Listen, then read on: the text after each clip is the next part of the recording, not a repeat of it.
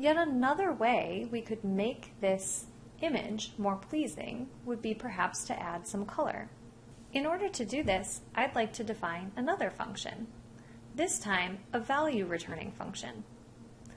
Let's create a function called chooseColor that for now doesn't take in any parameters, and the purpose of this function is going to be to select a color from a list of known Python colors in order for an individual square to be drawn a particular color.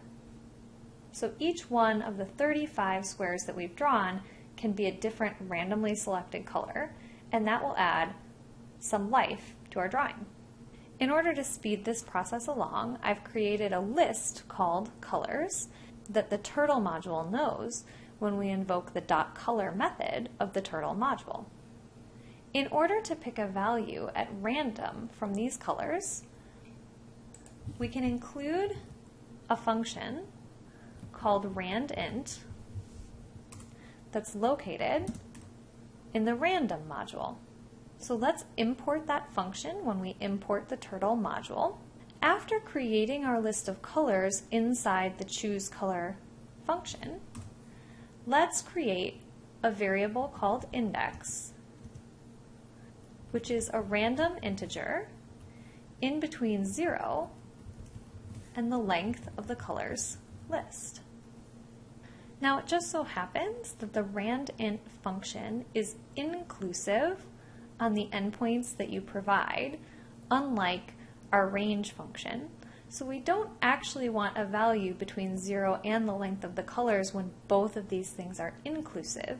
If this last value is to be inclusive, we're going to need to subtract 1 from it.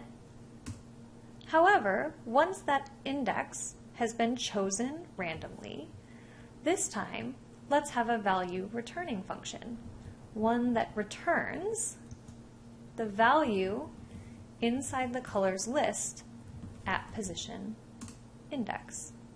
So the purpose of this function is to randomly choose a known color of the Turtle module so that when we are inside of this loop drawing our squares, before we draw our square, we can create a variable called color choice,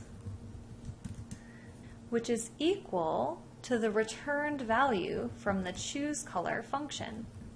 We can then take the turtle and set its color to be the value contained in color choice. And if we do that before we draw the square, that will change the color.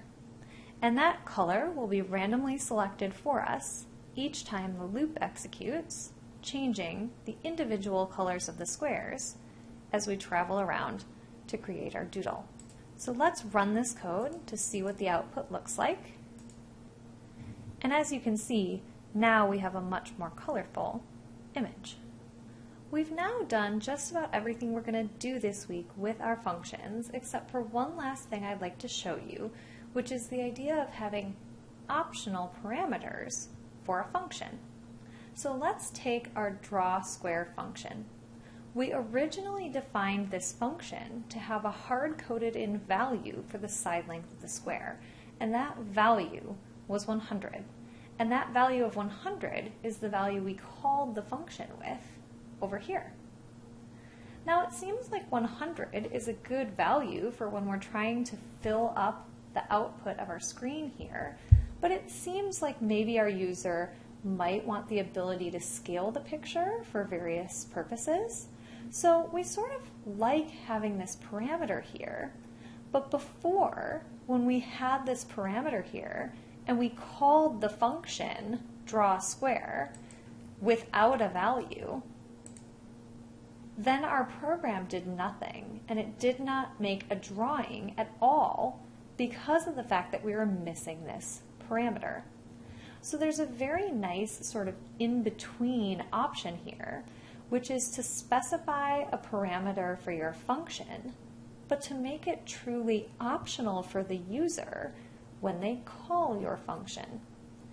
And it's as simple as this. If we'd like to make an optional parameter for the function, we name the parameter, and then we add a value that we would like the function to take on in the event that the function is called without a parameter. So by adding this equal 100 right here, if the user calls the function without a parameter, then by default when the function is called, this parameter will be set equal to the value of 100. However, if the user comes over here and puts a different value in as an argument to the function, then that different argument will take precedent over the 100, and that will be the true value of side length. So just to demonstrate that a little bit, let's draw the square with a smaller value, like 75, in the draw square function. And when we execute our code, we should notice that this design has gotten smaller, and it has. However, now, if I delete this argument altogether and run the code, what we should see happen is that we will, number one, not have a problem. An image will be rendered unlike how it was before. And that default value should be 100, which is larger than 75. So we should see this image both change color and get a little bit larger, which is in fact the case. We have seen examples of functions that have optional parameters. The print function in Python is a perfect example of this. Remember that we can call the print function with 0 parameters, 1 parameter, or in fact as many parameters as we would like, as long as those parameters are separated by commas.